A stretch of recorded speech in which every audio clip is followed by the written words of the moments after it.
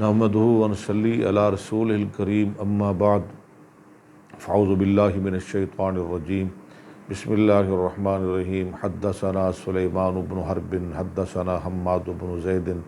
عن ایوب عن ابی عثمان عن ابی موسیٰ رضی اللہ عنہ قال كنا مع النبی صلی اللہ علیہ وسلم فی سفر فكنا اذا علونا کبرنا فقال النبی صلی اللہ علیہ وسلم ایہا الناس اربعوا علی انفسکم فإنکم لا تدعون اصم ولا غائبا ولكن تدعون سمیعا بصیرا ثم اتى علی وانا اقول في نفسی لا حول ولا قوة الا بالله فقال یا عبد اللہ بن قیس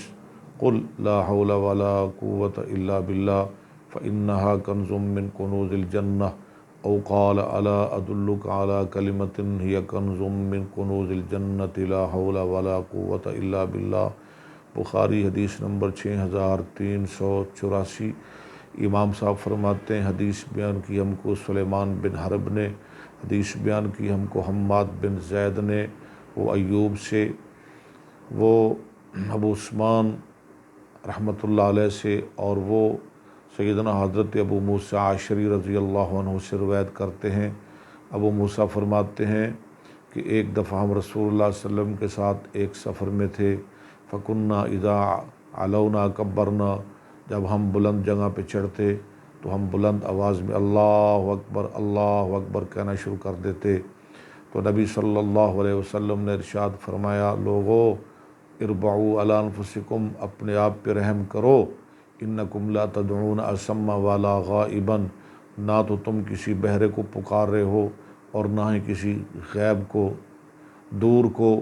ولیکن تدعون سمیعا بصیرا، تم ایسی ذات کو پکار رہے ہو جو سننے والی اور دیکھنے والی ہے۔ ثم اتى علی، ابو موسیٰ فرماتے ہیں پھر نبی پاک میرے پاس تشریف لائے، وانا اقول فی نفسی، اور میں اپنے دل میں پڑھ رہا تھا، لا حول ولا قوة الا باللہ، لا حول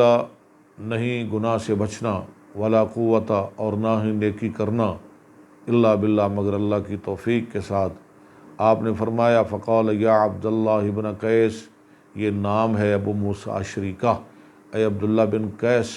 قل لا حول ولا قوت الا باللہ، تم یہ کلمہ لا حول ولا قوت الا باللہ پڑھتے رہو، فإنہا کنز من کنوز الجنہ، یہ جنت کے خزانوں میں سے ایک خزانہ ہے۔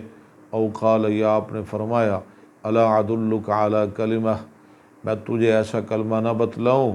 یا کنز من کنوز الجنہ، جو جنت کے خزانوں میں سے ایک خزانہ ہے، لا حول ولا قوت الا باللہ، یہ بہت جامع کلمہ ہے۔ ایک روایت میں ہے نبی پاک صلی اللہ علیہ وسلم نے فرمایا،